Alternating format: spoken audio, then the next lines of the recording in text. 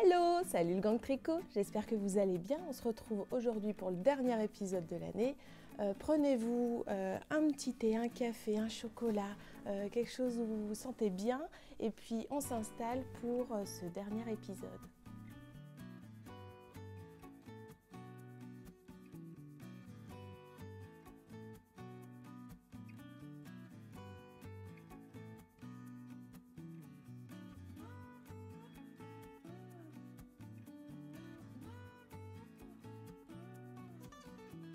Le temps par chez moi est vraiment pas terrible. J'espère que je me suis positionnée du coup différemment pour être vraiment face à la fenêtre et que vous puissiez voir le mieux possible voilà, ce que j'ai à vous montrer. Et ne croyez pas qu'il fait très froid, hein, pas du tout. Je suis chez moi avec un pull en laine, mon foulard. C'est juste parce que j'ai ça c'est la petite nouveauté. La dernière fois, je m'étais rendu compte que ça fonctionnait pas. Là, normalement, ça devrait fonctionner un peu mieux. Le son devrait être mieux. Mais je voulais pas le pincer sur mon pull.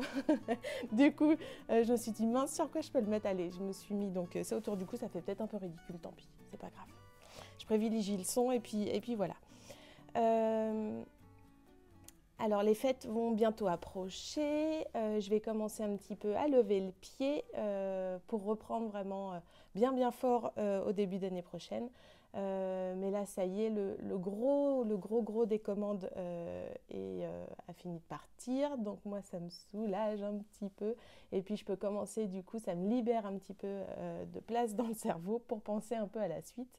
Et puis c'est tout bien, et puis profiter de cette fin d'année voilà, qui s'annonce, qui va être quand même bien chargée, mais qui va être remplie de bons moments. Alors ça va faire du bien. On commence par quoi? On commence par ce que je porte. Alors je porte le pull Joconde. Voilà, bon, celui-ci vous le connaissez, normalement il n'est pas trop vieux. Vous l'avez vu, je l'avais sorti donc fin août. Il est tricoté, donc il est caractérisé par cette ligne d'épaule et puis ensuite ses plis d'épaule et ses plis de bras pour avoir ensuite un bracelet en côte. Le patron prévoit également les explications si vous souhaitez le faire en manches longues. Là, vous ne le voyez pas trop, puis je ne voudrais pas trop bouger parce que sinon ça va vous faire tout un tas de bruit. Mais il y a également un petit col cheminé qui n'est pas non plus un col roulé, mais qui monte à mi-cou et qui reprend vraiment ce motif. Voilà, il est tricoté en yak à soie. Yak à soie, c'est un mélange, c'est un fil qui a comme composition donc du mérino superwash pour 80%, pour 60%, 20% yak et 20% soie. Voilà, donc un fil qui est hyper souple, hyper doux. En fait, le yak, c'est ce petit duvet, parce que le yak est quand même un gros animal qui a un poil assez dru, mais en fait sous ce poil assez dru il y a ce duvet, donc c'est en fait quand on dit de la fibre de yak, c'est le duvet qui est juste en dessous et qui est ultra doux, et c'est pour ça que quand vous regardez la fibre, on n'est pas sur une fibre, on est par contre sur une fibre qui est très régulière. Avec le mérino et la soie, vous allez avoir vraiment un fil très agréable à tricoter, qui glisse peut-être un tout petit peu plus qu'un 100% mérino, forcément, vu qu'il y a de la soie, mais c'est pas un fil fuyant, voilà, et du coup ça vous fait une belle définition de point, et puis on a de la souplesse, ça vous fait vraiment un tricot qui est fin. Voilà, vraiment le petit pull qui se porte en toute saison, ou presque, et qui est bien agréable. Qu'est-ce que je voulais vous dire d'autre? Parce que je me suis fait une petite anti-sèche, parce que ce podcast, un peu comme tous les autres, il a été décidé ce matin au réveil. Donc voilà. Et ah oui, les tailles vont du 81 du tour de poitrine au 144 de tour de poitrine, pour un échantillon de 28 mailles pour 34 ans, et il se tricote en aiguille 3,25. Voilà.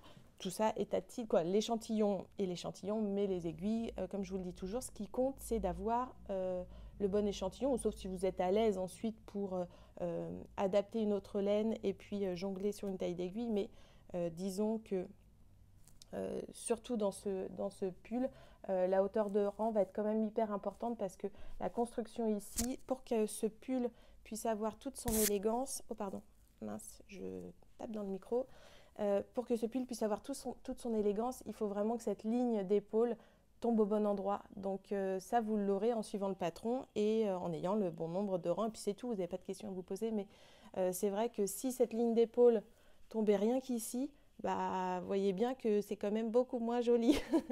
Donc voilà. Donc là, il est prévu pour être vraiment sur... mince, Agathe m'avait donné le bon terme, je l'ai déjà oublié. Sur cette tête d'épaule, voilà. Donc vraiment, vraiment, c'est ce qui fait son petit chic et puis qui fait aussi un joli port de tête. Ce patron et les explications sont à retrouver soit sur Ravelry, donc dans ma boutique Ravelry, la boutique Le Style Knitting sur Ravelry, ou sur mon site internet www.lestyleknitting.fr. C'est vrai que souvent vous me demandez, des fois j'ai des petits messages, où est-ce qu'on peut trouver le patron, les explications. C'est vrai que je ne le dis pas forcément, moi ça me paraît tellement évident, mais non, ça ne l'est pas. Donc voilà, vous avez soit Ravelry, soit le site internet pour retrouver mes patrons.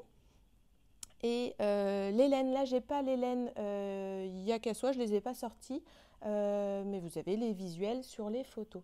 Je fais une petite aparté sur la laine Yak à soie. C'est une laine qui est donc naturellement chinée à cause du yak. Du coup ça vous fait une fibre un petit peu grisée chinée qui est sublime, même au naturel. Là je porte le coloris Florence, mais en coloris naturel il rend très très bien et ça permet de vous faire plaisir à moindre prix, parce que forcément j'ai pas le travail de teinture qui vient s'ajouter au prix de la laine. Donc ça vous permet, voilà, finalement c'est vrai que c'est une bonne chose que je puisse proposer ça. Et puis je vois que voilà, il y a certaines personnes qui m'envoient des petits messages en me disant c'est quoi, apparemment ça vous convient bien, des fois de vous faire plaisir avec de la laine teinte main, et puis des fois avec de la laine qui est sans teinture et donc à un prix un peu plus sage. Voilà. Voilà pour le Joconde. Je porte le foulard inséparable. Est-ce que je me le tente? Allez, je me le tente. Alors hop, on va faire ça. Je pense que ça devrait aller. Hop, je vais vous le montrer quand même un tout petit peu. Ça c'est pareil, je vous en avais parlé il n'y a pas si longtemps. Attendez, youp là, excusez-moi. Voilà, on va faire ça. Donc le foulard inséparable, j'avais très très envie de vous proposer un foulard. Je pense que c'est quelque chose qui va revenir. Je ne sais pas quand, parce que j'ai d'autres projets dans le calendrier de prévu. Mais il y a des chances que, effectivement, peut-être voilà, une fois par an, je propose un châle ou un foulard ou ce genre de choses, parce que au niveau de l'écriture, ça n'a rien à voir. J'ai pas de contraintes. J'ai quasiment zéro contrainte en fait, puisque je ne dois pas répondre à une morphologie. Donc je dois répondre à des critères aux portées qui pour moi sont importants, donc que vous puissiez bien l'entourer, qu'il ne soit pas trop court ou trop, enfin bref, qui se positionne bien. Mais à part ça, voilà, je peux vraiment laisser libre cours à l'imagination, donc c'est hyper rigolo. Et puis ça peut peut-être... moi, au niveau de la création, des fois, quand je fais des pulls ou des gilets, il y a des fois, j'aurais bien envie d'intégrer peut-être des jeux de couleurs ou certains jeux. Et dans mon idée première dans l'écriture, oui, j'avance là-dessus. Et puis après, je me mets des freins parce que je me dis, bah non, là, ça ne va pas coller avec la construction. Et donc, du coup, je raye, je raye des fois des idées. Alors que dans un foulard ou dans un châle, bah, évidemment, là, c'est beaucoup plus permissif et je peux aller un peu plus loin. Alors, celui-ci est une création plutôt pas trop aventureuse, puisque... Ah, c'est ça en plus. Bon, enfin bref. Donc, je vais vous dire après ce à quoi je viens de penser. Donc, là, je suis sur quelque chose de sobre. On est seulement sur un coloris. Mais par contre, évidemment, moi, je n'arrive pas trop à me restreindre à ne faire que du jersey. Donc, on a un joli panneau de dentelle qui se répète tout du long du foulard, et on a un jeu de côte-torse qui vient remplir l'espace au moment des augmentations, et vous avez de jolies torsades qui bordent le foulard pour avoir une jolie finition. Voilà, je vous laisserai aller voir sur Je pense, de toute façon, je vous avais déjà fait la présentation. Je ne sais plus si c'était dans un podcast ou si j'avais fait dans une petite vidéo à part. Bon, je ne sais plus. Sinon, c'est sur la chaîne. Je vous laisserai regarder la vidéo de présentation où je détaille tout. J'ai proposé 2 coloris pour ce foulard. C'est Bonnie and Clyde pour le foulard inséparable, évidemment. Mais toutes les bases, tous les coloris sont possibles sur ces bases-là. On est sur, en fait, j'ai fait des kits, les kits foulards, comme ça vous avez tout de suite la bonne quantité pour le fil Delicate Lace, qui est le deuxième fil. Vous avez donc ce premier fil qui est la Single Fluff, que j'avais utilisé pour Harmon, et la Delicate Lace également, que j'avais avec la base que j'avais utilisée pour Harmon. Donc j'ai réutilisé ce mélange que j'adore, voilà, qui est très très souple, pareil, qui dégage un petit poil, c'est sublime. Et voilà, on est sur vraiment un ouvrage qui est délicat et qui a très peu de rang, donc c'est assez stimulant d'avancer, avancer. Voilà. Donc, je voulais vous parler de ça. Attendez, mince, où est-ce que j'ai mis? Je vous avais rapporté les kits juste pour vous montrer. Alors, attendez, je vous embarque avec le micro. Oui, ils sont là. Hop, comme ça, je vous montre ça rapidement. Et puis ensuite, je vous parle de ce truc auquel je pensais. Alors, hop. Attendez, je vous reprends juste après. Je me rhabille, je mets le micro et je vous reprends. Ok, nous y revoilà. Alors, il y avait le coloris Bonnie, donc, qui est un neutre, mais avec des speckles, parce que là, j'ai pu m'amuser avec un peu plus des teintures, où je peux faire des jeux de couleurs. Donc, nous avons le coloris Bonnie et nous avons le coloris Clyde, qui est également un neutre, mais plutôt un gris chaud et avec beaucoup de bleu, parce que j'adore le bleu, différents bleus que j'ai utilisés, qui ont tantôt des teintes un peu plus violacées et puis d'autres un peu plus marines. Voilà les 2 coloris officiels.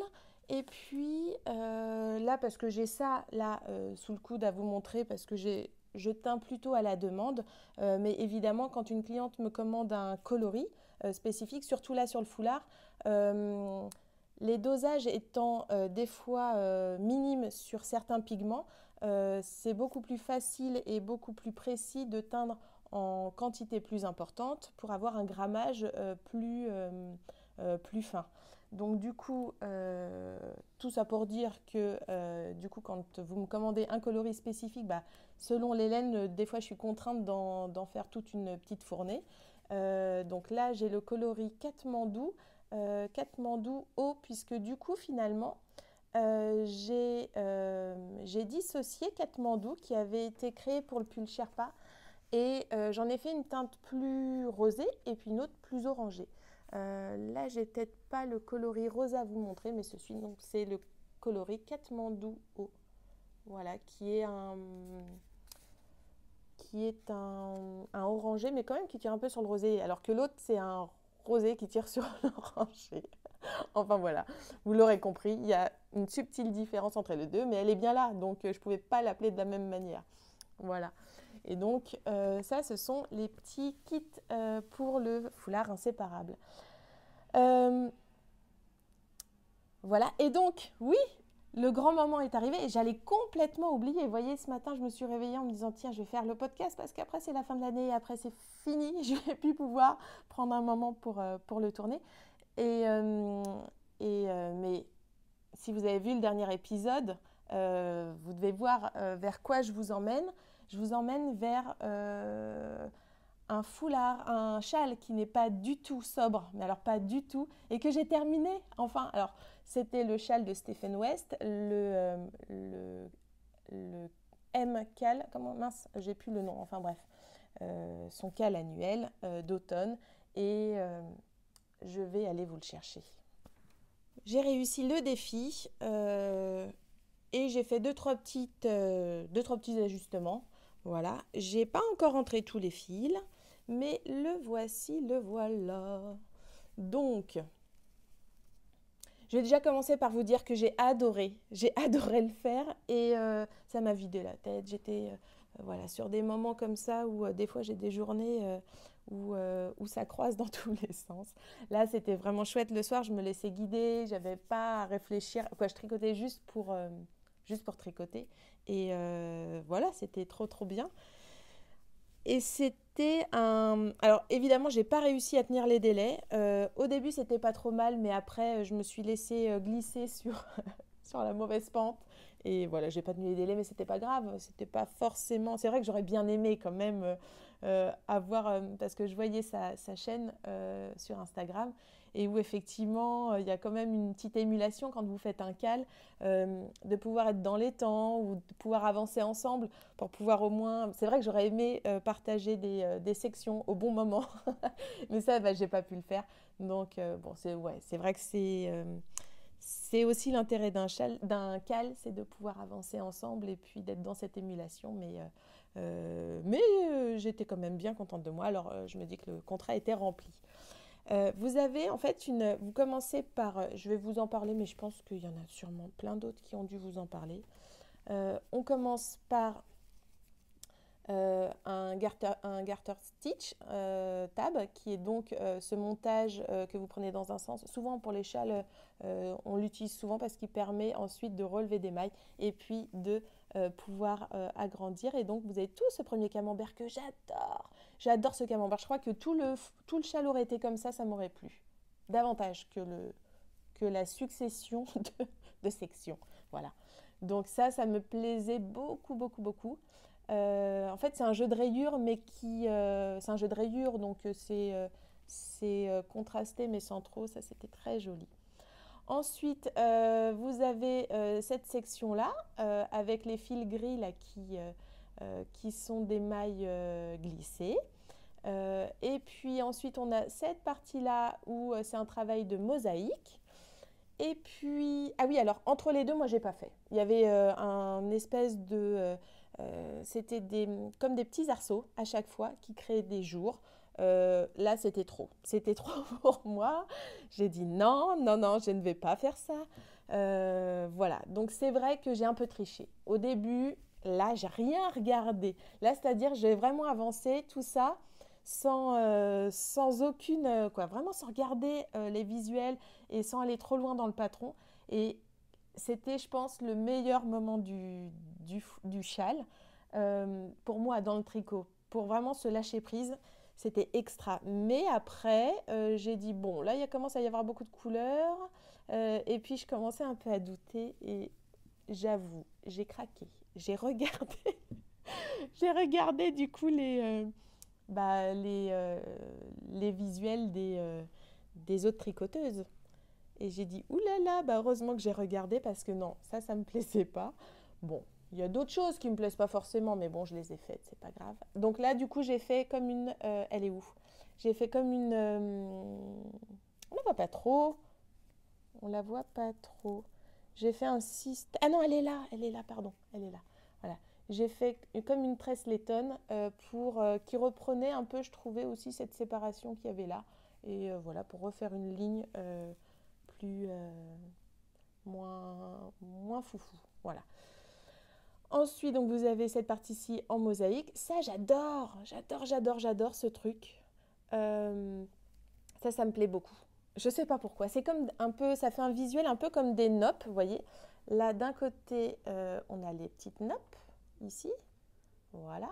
Et puis là, c'est pareil, c'est quelque chose qui est en volume, mais qui est pas rond, qui est rectangulaire. Et j'adore le rendu que ça fait. Donc ça me plaît beaucoup. Après, nous avons ici que des rangs raccourcis travaillés avec des fois une petite erreur. En rayures, mais pas de rayures jersey, une alternance de, je ne sais plus si c'était le point de godron ou, oh je ne sais plus. C'est pas du point mousse, il y avait voilà, des fois des rangs verts, des fois des rangs droits, et pour avoir cet effet-là. Et ensuite, j'ai choisi de faire la version brioche parce que effectivement, je suis désolée, je ne sais pas comment vous le montrer, cet engin-là. Je ne sais plus, là il y avait la possibilité de faire une autre finition pour celles qui n'aiment pas la brioche ou qui ne veulent pas se lancer dedans. Je ne me souviens plus, parce que moi du coup, j'ai pas regardé, j'étais direct sur la brioche.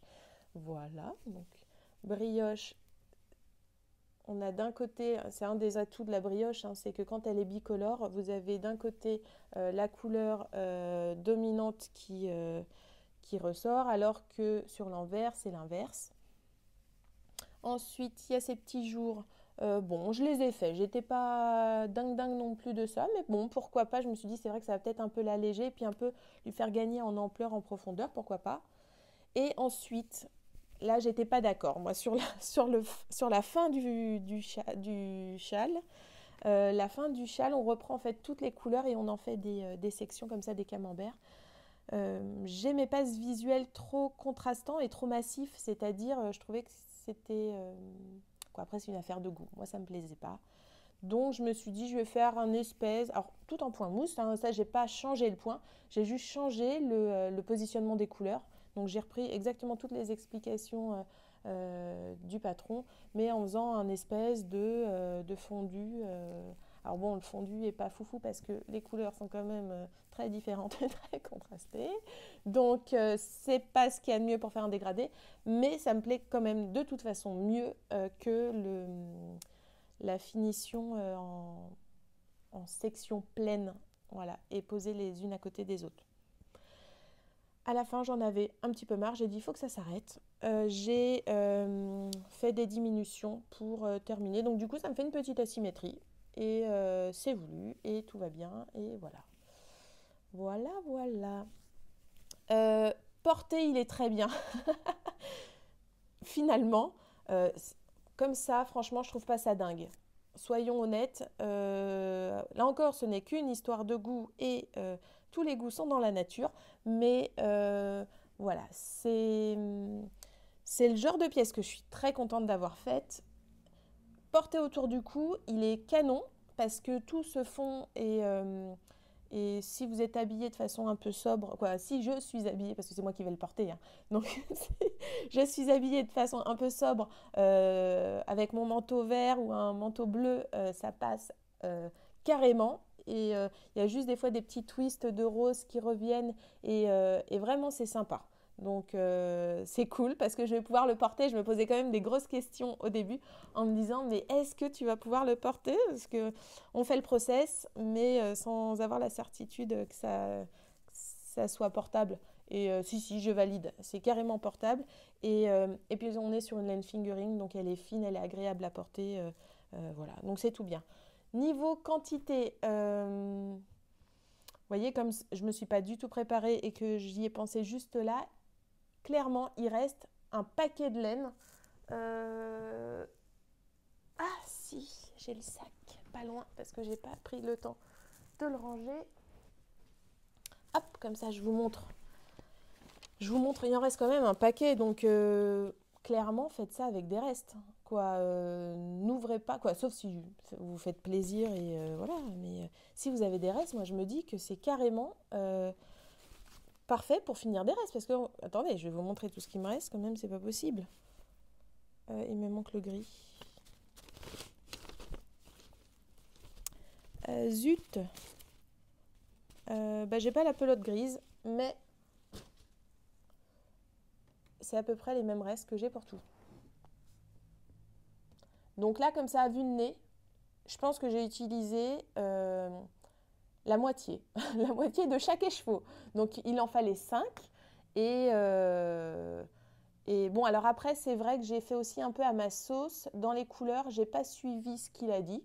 Et j'ai positionné mes couleurs là où je voulais les positionner, mais en tout cas, je les ai équilibrées, c'est-à-dire j'ai pas joué le déséquilibre et j'ai pas tiré plus sur l'une que sur l'autre. C'est juste que je les ai placées à d'autres endroits. Mais voilà tout ce qui vous reste. Donc, projet reste. Vous pouvez y aller. À mon avis, quoi, gros reste, hein, on est d'accord, un demi-écheveau, si vous reste des demi-écheveaux qui se marient bien ensemble, vous pouvez y aller ainsi. Voilà pour le volet Ah voilà, ça y est, j'ai retrouvé, c'est le Shallographie de Stephen West. Et je ne sais pas si je le referai les prochaines années parce que je ne sais pas si je pourrais caler ça dans mon temps tricot. Mais voilà, c'est juste pour cette raison que je ne sais pas encore. Mais bien volontiers parce que franchement, c'est quand même bien fun à faire. Et voilà. Bon, et puis bon, je l'ai un peu, ouais, je l'ai un peu mis à ma sauce, mais je pense pas l'avoir trop dénaturé. Je pense que vous l'avez quand même reconnu. Voilà. Ça, c'est bien. Ensuite, je vais vous parler d'un test-NIT. Alors,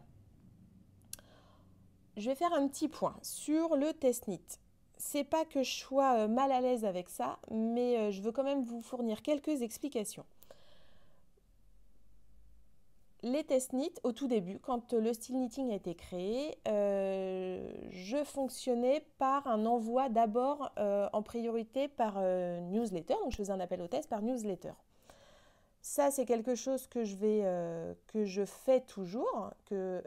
Mais avant ça, au fur et à mesure des mois et des semaines, et maintenant, on peut même, là, j'ai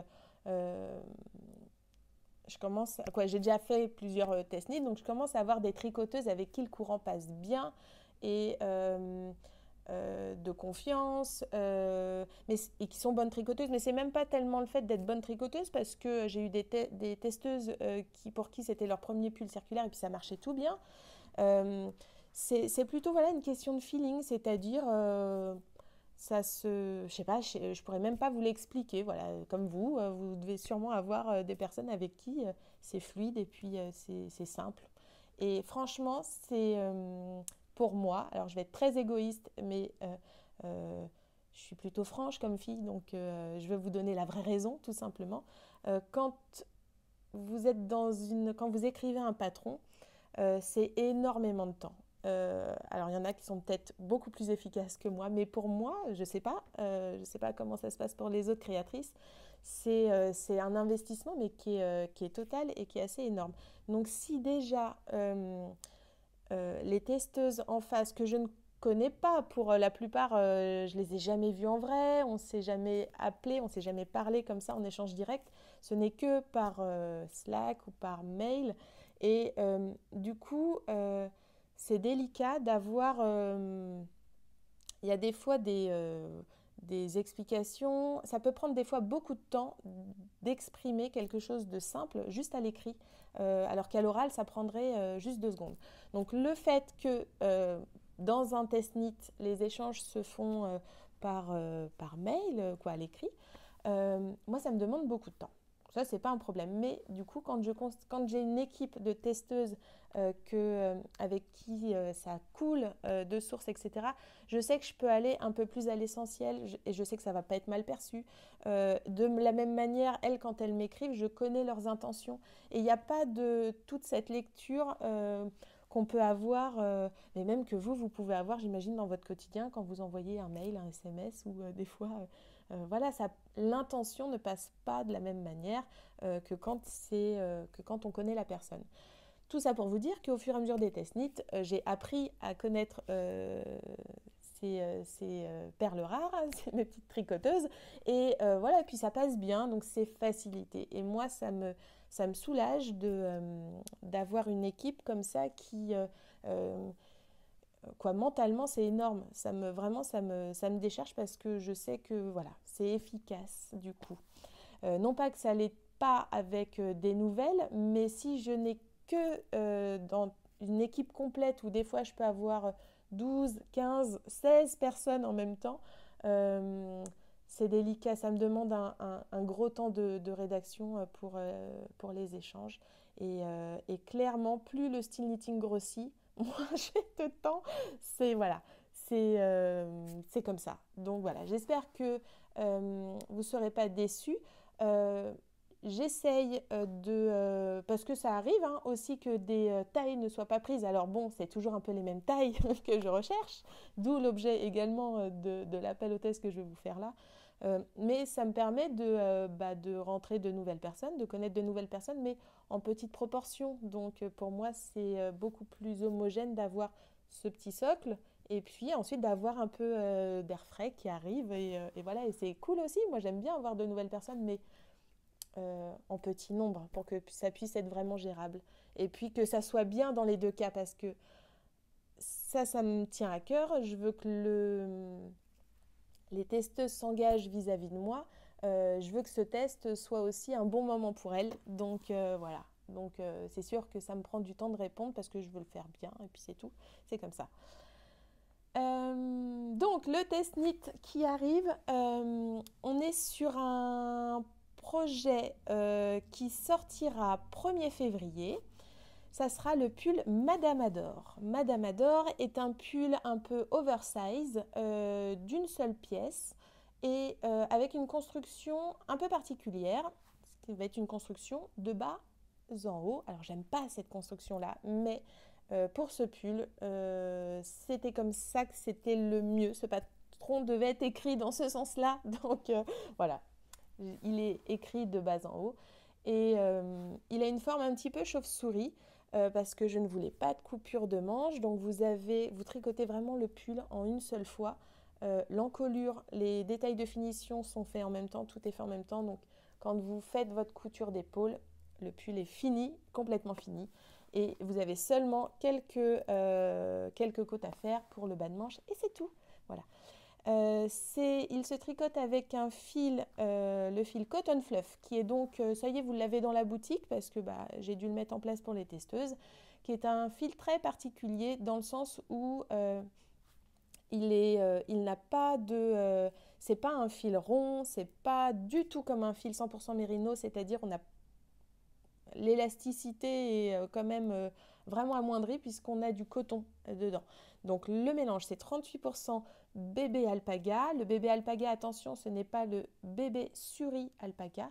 On n'est pas sur le même type de fibre. 25% mérino et 37% pima coton. Et c'est lui qui tient la fibre et c'est donc pour ça qu'on n'a pas cette élasticité. Il ne serait pas là qu'on aurait un fil un peu plus... voilà. Bon, l'alpaga, on sait, une fibre un petit peu molle. Donc on a vraiment ce côté, j'ai choisi ce fil parce qu'il était quand même, il permettait d'avoir un ouvrage assez important, mais très très léger. Et c'est vraiment ce que je recherchais. Je voulais pas d'une pièce lourde en poids. J'aurais pu très bien l'envisager avec le fil que j'ai déjà en boutique, la mèche d'Eka, le fil que j'ai utilisé pour le pull Sherpa. Il serait superbe, on est d'accord, mais au porté, je voulais quelque chose de presque qu'on ne sent pas, quelque chose de vraiment très très léger. Donc c'est pourquoi j'ai fait une recherche plutôt d'un fil plus aérien et celui-ci remplissait toutes les conditions pour ce design. Donc voilà pourquoi je l'ai choisi. L'échantillon est de 13 mailles pour 24 ans. Autant vous dire que ça fuse. Vous tricotez ce pull en 5 mm et donc oui, ça va vite, il monte bien. Mais il a un échantillon un peu particulier parce que 13 mailles, mais quand même 24 ans. Voilà, souvent on a des échantillons, les échantillons de harengs, etc. N'ont pas autant de rangs. Celui-ci, avec ce fil, il y a quand même 24 ans. Mais faudrait voir les alternatives, faudrait que je fasse une petite recherche d'alternatives. Mais bon, on n'en est pas encore là. Le pull ne sortira qu'au mois de février. Et je vous le montre. Je vous le montre comment? Je vais vous le montrer. Si je le porte, je ne vais pas avoir le recul. Est-ce que je l'enfile? Est-ce que je l'enfile pas? Alors, je me le mets devant la tête. Voilà. Si remarquez, c'est bien. Je vais vous le montrer comme ça. Donc, on a un pull qui est en colure V avec des côtes de 2 en bas de corps et en bas de poignet. Le pull, la longueur de manche n'est pas une manche longue. C'est une manche qui vous arrive 3/4, puisque c'est vraiment ce genre de pull que vous portez, vous savez, remonté sur les avant-bras et qui est très décontracté. Et voilà. Avec un peu de dentelle parce que moi, la grosse maille, j'aime bien quand il y a des petits jours. Et puis voilà. Je vais quand même vous l'enfiler. Je vous l'enfile rapidement. Et puis, on passera à la suite. Me revoici avec le pull Madame Adore. Donc voilà, vous voyez, c'est vraiment ce genre de pull qui se porte, voilà, comme ça. Je ne sais pas comment dire.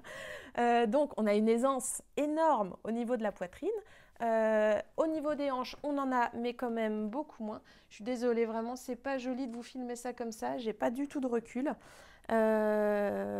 Mais voilà, pour que vous puissiez voir un petit peu la longueur et le style du pull pour celle. Et alors donc, oui, je recherche, parce que quand même, on en est quand même là pour ça. Là, je fais tout un blabla pour ça. Je recherche 1 à 2 testeuses ayant un tour de hanche. Attention, je dis bien votre tour de hanche, pas le tour de hanche du pull, mais le vôtre qui soit de 137 cm.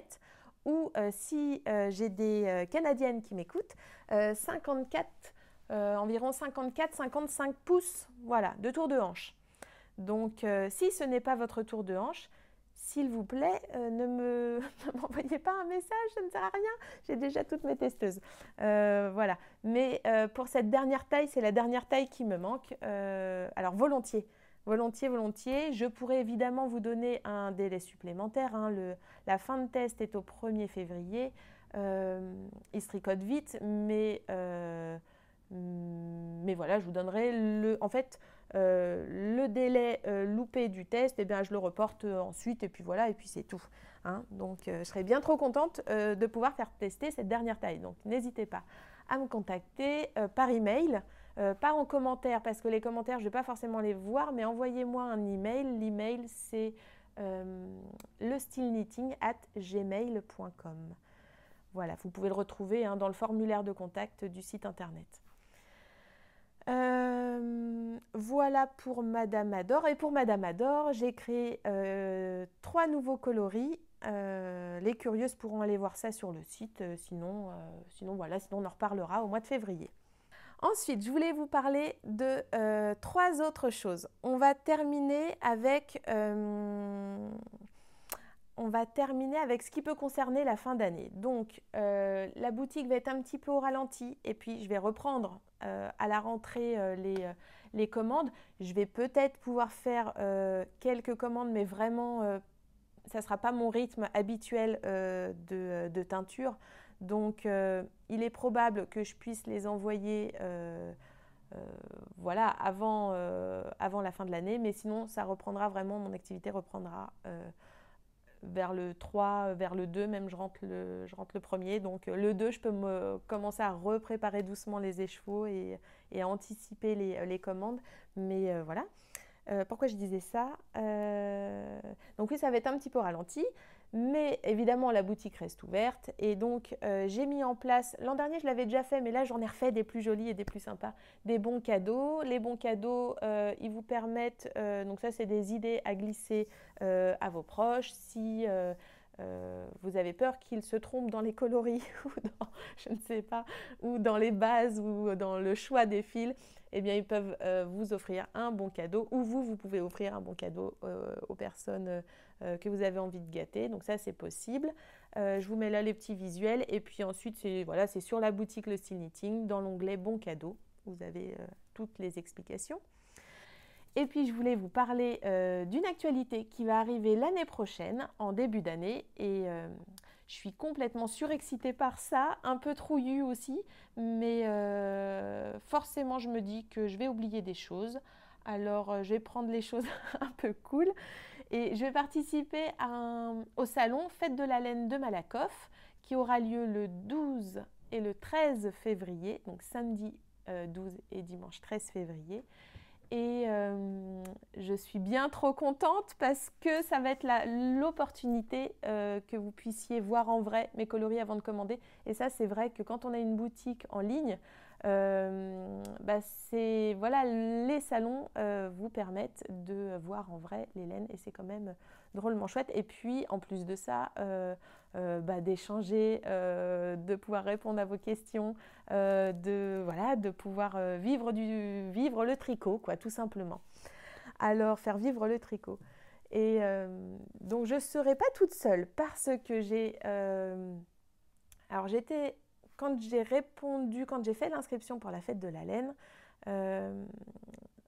tout de suite, j'ai commencé un petit peu à réfléchir. Je me suis dit, bon, l'organisation, comment on fait pour aller aux toilettes? Comment on fait pour manger?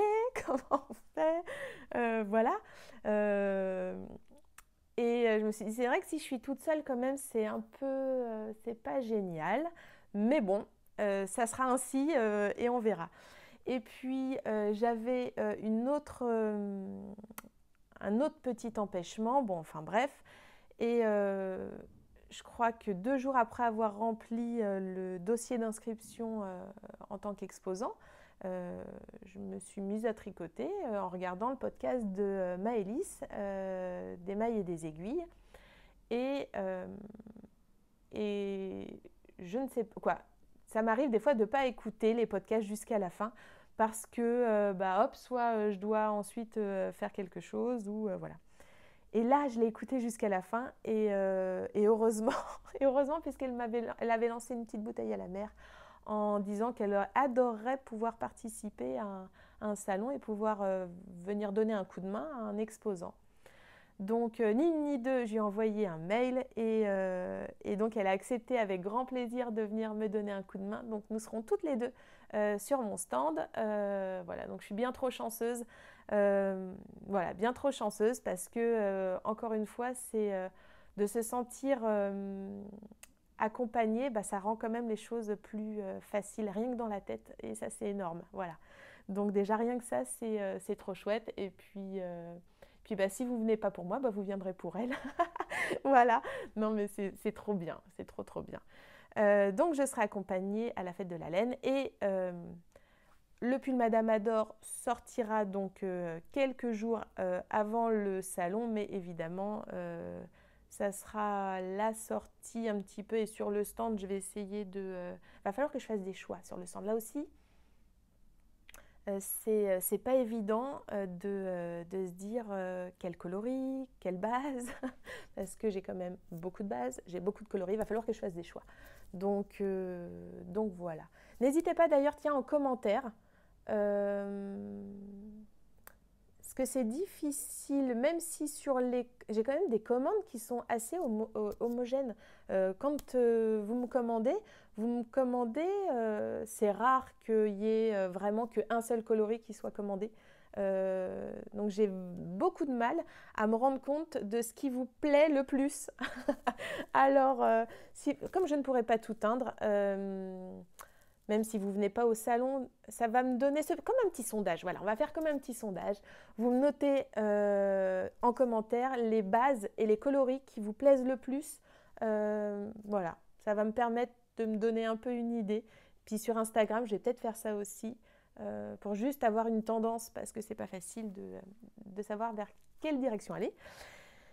Et qu'est-ce que je voulais vous dire ? Donc oui, Madame Adore sera là, mais il y aura d'autres bases et j'ai déjà commencé un petit peu ce travail de teinture. Je commence à constituer un petit peu parce que je ne vais pas pouvoir m'y atteler au dernier moment, c'est pas possible, hein, ça va être beaucoup trop énorme, voilà. Mais en même temps, je ne veux pas qu'il me reste, quoi, c'est pas que je ne veux pas, c'est que je ne vais pas faire d'autres salons moi dans l'année, donc si j'en fais 1 à 2 dans l'année, ça va être un grand maximum. Donc pour moi, après, c'est de la trésorerie aussi qui dort. Alors je dois réfléchir à la meilleure organisation pour que le stand soit quand même suffisamment achalandé, mais que d'un point de vue trésorerie, ça soit compatible avec l'activité, parce que bon, c'est qu'il faut quand même tenir les deux bouts. Voilà. Alors, bon, tout ça, c'est mes petites affaires, mais j'aime bien vous en discuter un peu de l'envers de mes réflexions, voilà, de ma vie, de ma petite entreprise, voilà. Mais donc trop canon, on se retrouvera donc, j'espère, voilà, n'hésitez pas à me mettre des petits messages et puis voilà, j'ai trop hâte. Ah oui, et puis si, mais là je pouvais pas vous le montrer là, mais au prochain podcast, je vous le montrerai comme ça, même celles qui ne vont pas au salon pourront voir. Sur le site, il y aura des nouveautés à la rentrée et je suis bien trop contente. Donc là, j'ai quasiment tout, mais j'attends encore quelques petites choses. Donc, je vais vous montrer quand tout sera là et tout sera fait. Et puis, voilà. En attendant, je vous souhaite de passer de belles et douces fêtes de fin d'année. Je vous embrasse bien fort et puis je vous remercie d'être toujours plus nombreuses et je vous remercie pour tous vos messages qui me font tellement plaisir à chaque fois. Et puis voilà, et puis on se retrouve l'année prochaine.